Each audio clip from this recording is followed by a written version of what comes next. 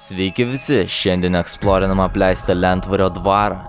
Šis neogotikos stiliaus dvaras atrodo išties labai įspūdingai. Jis stovi gražiame kraštovaizdyje ant kranto, be to šis pastatas turi labai įdomią ir ilgą istoriją.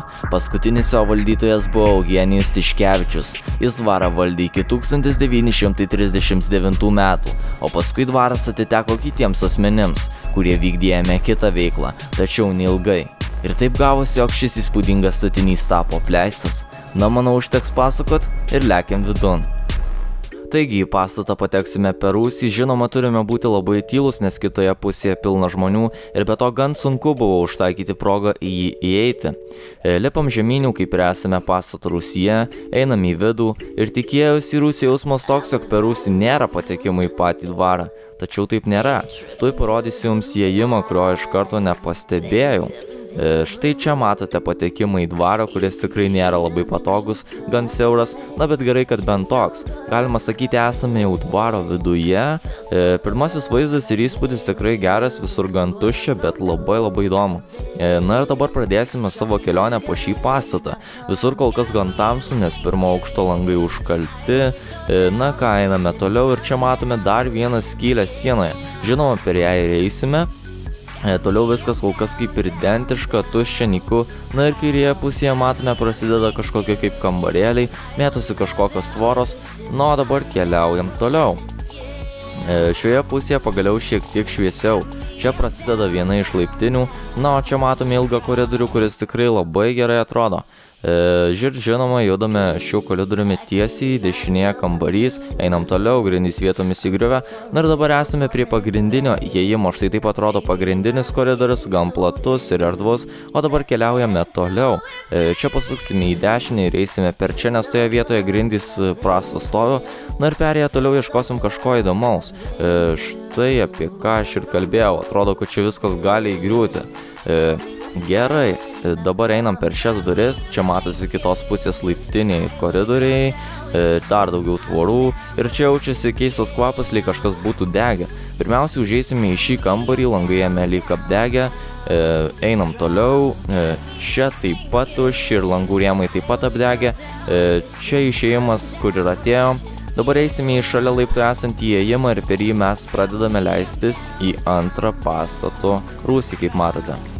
Na va, ir jau esame antrame rūsyje. Ir pirmasis dalykas, į ką aš atkreipiau dėmesį, tai kad čia visur plytų stovis gan prastokas. Dabar einam toliau, viskas kaip ir tuščia, jokių įdomesnių daiktų nelikę, tik kai kur mėtosi kažkokios tvoros, lentos arba durys. Na, dabar einame atgal ir kilsime kitos pusės laiptinėje į antrąjį aukštą, kur pagaliau bus daug šviesiau. Antrą laiptinę pasirinkom todėl, jog atrodė, kad ten yra mažesnis matomumas iš išorės. Taigi, dabar pagaliau kylame į viršų, kaip ir tikėjausi, viršuje daug šviesiau. Štai esame antrame aukšte, čia visur viskas tuščia, kaip ir kitose kambariuose. Keliaujam toliau. Šią vietą turėsime pereiti atsargiai, nes iš antro aukšto viskas gan lengvai matosi, o dešinėje pusėje lauke pilna žmonių, todėl tenka eiti taip. Ir čia vėl matome tuščius, bet įdomius kambarius, toliau tokia kaip ir salė gan nemaža, bendras vaizdas tikrai labai įdomus. Dabar vėl tyliai keliausim toliau, nes kaip ir sakiau, iš antro aukšto viskas gan matosi. Na va, ir priėjome kitos pusės laiptinę ir pagal mane čia įdomiausias elementas yra įėjimų arkos, tikrai labai gerai atrodančios.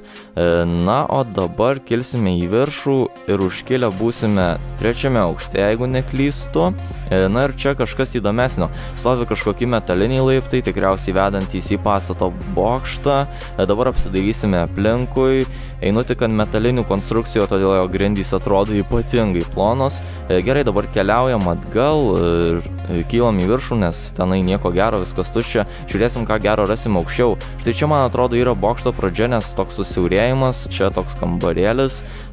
Gerai, kylam dar aukščiau į viršų ir žiūrėsim, kas ten geresnio. Čia tiesiai matosi toks kaip ir balkonas, dabar ten ir eisime.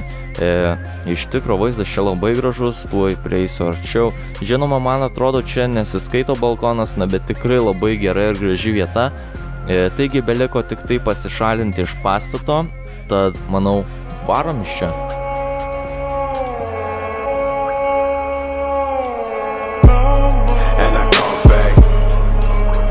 tryna flex.